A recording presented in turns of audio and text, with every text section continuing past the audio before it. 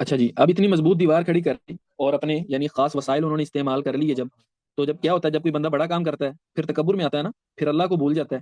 جیسا کہ پیچھے اس بات کا تذکرہ گزرا کہ جب وہ مالدار شخص جو بے ایمان تھا، جب اس کے پاس بہت سا مال اس نے اپنا دیکھا اور اپنی کھیتی اور اس کا حسن جب دیکھا تو اس نے کیا کہا؟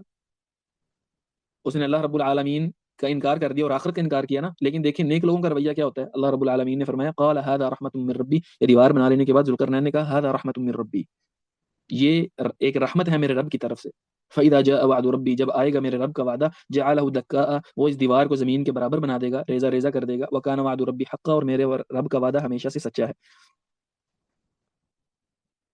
تو اہل ایمان کا یہ شیوا ہوتا ہے کہ وہ کام کو کر لینے کے بعد اللہ رب العالمین کی طرف اس کام کی نسبت کرتے ہیں.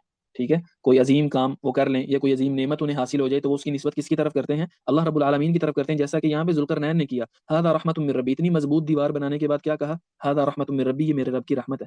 اسی طرح سلیمان علیہ السلام کے قصے میں بھی جب یعنی بہت دور کے علاقے سے ملکہ سوا کا عرش ان کے سامنے لایا گیا تو انہوں نے بھی کیا کہا؟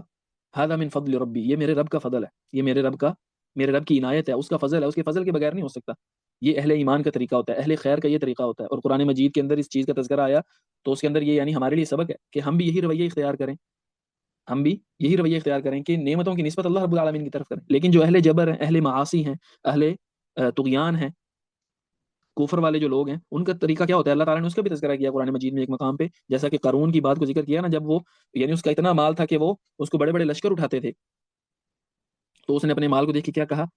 انما اوتیتہ علی علم عندی، یہ تو مجھے میرے علم کی وجہ سے عطا کیا گیا ہے. تو اہل طغیان اور اہل تکبر اور اہل جبر کا یہ طریقہ ہوتا ہے کہ وہ کاموں کی نسبت اپنی طرف کرتے ہیں اور سمجھتے ہیں کہ یہ تو مجھے میرے کام کی وجہ سے ملا ہے، یہ تو میرے اندر کوئی ایسی کوالٹی تھی کہ جس کی وجہ سے مجھے یہ مال ملا. جیسا کہ پیچھے یعنی وہ مالدار شخص کے قصے میں یہ بات گزری ہے کہ وہ بھی یہی کہتا تھا کہ یہ میرا مال ہے اور مجھے عطا ہوا ہے اور میں نے اس کو جوڑا ہے، تم بھی جوڑ لیتے تو تمہارے پاس بھی مال ہوتا. تو یہ اللہ رب العالمین کی خاص عنایت ہوتی ہے اور نعمتیں اللہ رب العالمین کا فضل ہوتی ہیں. تو مومن ان کی نسبت اللہ رب العالمین کی طرف کرتا ہے.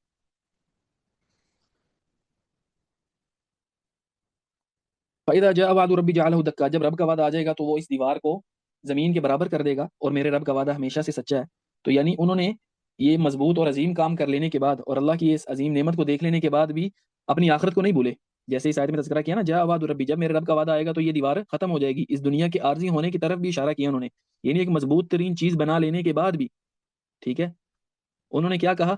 آخرت کا انکار نہیں کیا. لیکن اگر ہم پچھلا قصہ دیکھیں، وہ جو بے ایمان شخص کا اور صاحب جنتین کا جو قصہ تھا، اس نے کیا کہا تھا کہ میں خیال نہیں کرتا وما ظن الساعة قائمہ. اس نے جب اپنی زینت دیکھی، کھیتی دیکھی، مال و پیسہ دیکھا تو اس نے کہا ما ظن الساعة قائمہ، میں قیامت کو قائم ہونے والا خیال نہیں کرتا، میرا نہیں خیال قیامت قائم ہوگی. لیکن اہل ایمان وہ ہر وقت اپنی آخرت کو یاد رکھتے ہیں. تو اسی طرف انہوں نے اشارہ کیا کہ اللہ کا وعدہ آئے گا تو یہ دیوار بھی ختم ہو جائے گی، یہ ہمیشہ یہ اتنی مضبوط دیوار بھی ہمیشہ رہنے کے لیے نہیں ہے، بلکہ آخرت کی طرف انہوں نے اس چیز کے ذریعے اشارہ کیا.